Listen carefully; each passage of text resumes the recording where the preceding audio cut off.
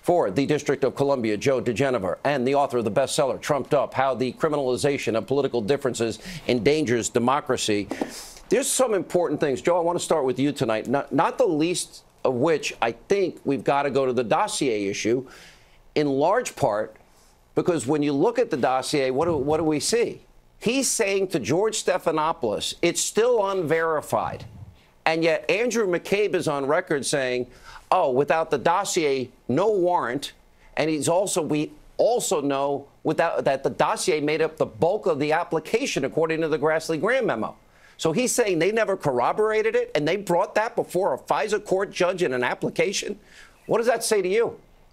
This tortured and troubled man who you saw last night on television, America's dirty cop, has destroyed the integrity, the reputation, and the legitimacy of the Federal Bureau of Investigation single-handedly by his outrageous performance last night on ABC. It is inconceivable to me that anyone can now think that he performed a legitimate law enforcement function during the investigation of Hillary Clinton. And it is quite obvious that the dossier was a fake document, that it was absolutely purposely used illegally by senior officials of the FBI and the Department of Justice. Mr. Comey lied repeatedly last night, and regrettably, he lied to the FISA court. He encouraged others to lie to the FISA court.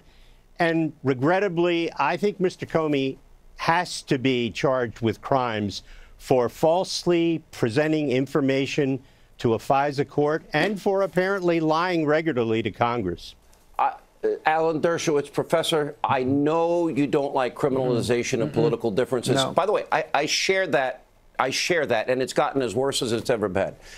But if you're going to go to a FISA court to spy on an opposition party campaign in an election year, and you're going to use unverified, uncorroborated documents that were bought and paid for by one campaign against the other, and a foreign national using Russian sources of all things to get it, is that a crime in Alan Dershowitz's book? Well, first of all, Sean, I do want to say that I really think that you should have disclosed your relationship with Cohen when you talked about him on this show. You could have said just that you had asked him for advice or whatever, but I think it would have been much, much better had you disclosed that relationship. You were in a difficult situation, If you understand the nature of it, Professor, I'm going to deal with this later in the show. No, I understand. It was minimal. I put out a statement about it. You should have said that, and that would have been fair to say that it was minimal. That's Look, fine. you were in a tough position because A, you had to talk about Cohen, and B, you didn't want the fact that you had spoken to him to be revealed. And you had the right, by the way, not to have your identity revealed. I have the right to privacy. Right. I do. But, you know, it's a complex situation when you're speaking to millions of people. Professor, it was such a minor relationship in terms of, and it had to do with real estate and nothing political? I understand that. I understand that. As far as Comey is concerned, look, I don't want to charge Comey with crime. I agree with Comey when he said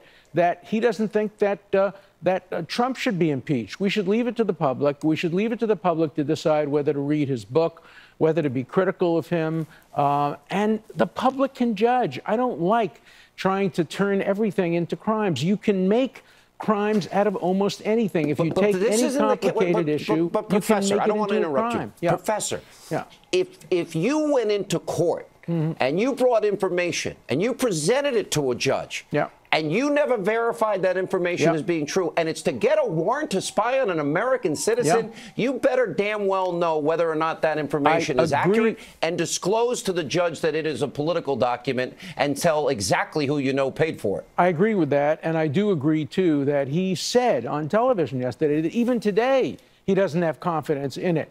And yet to seek a warrant based on something that even after months, you don't have confidence in raises serious questions. But as an experienced criminal lawyer, and I think Joe would probably back me up on this, applications for warrants are often pretty sloppy, and they don't always have everything tied down. They use gossip and rumors sometimes. It shouldn't happen. And rumors as a civil libertarian, I'm opposed to that.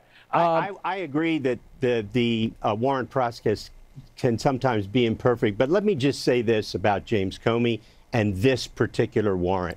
Let us remember that James Comey's job was to charge people with crimes after he investigated them and recommend that they be prosecuted. What he did in this particular case was knowingly and willfully abuse the criminal process against an American citizen, and he did so purposely to influence a presidential campaign. Now, you know what? I would never have charged Hillary Clinton with anything beyond a misdemeanor in her case. And if they had been smart, what they would have done was negotiated a deal with her. We'll give you a misdemeanor. You don't lose your civil rights. You continue to run for president. Hey, Joe, wait a minute, though. Everybody would have understood. If I deleted 33,000 subpoenaed emails and I acid washed my hard drive and I beat up devices, again, for subpoenaed material, am I going to get a misdemeanor? My point is very simple. James Comey drove the criminal process against some people like General Flynn and Manafort and took it away from other people like Hillary Clinton. You know what? James Comey's a criminal, and he should be charged. Look, every civil libertarian should be concerned about... That's not equal justice. Right. Every civil libertarian should be concerned about selective justice.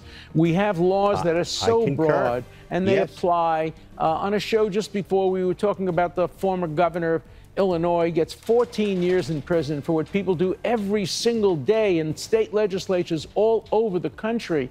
And yet we prosecute him and throw the book at him. We just have to have a single standard of justice for Republicans, for Democrats alike. That's right. And Mr. Comey needs to have it applied to him. All right, we have a lot more to get into tonight. Newt Gingrich will join us next. Also, I will react to the media hysteria today about yours truly.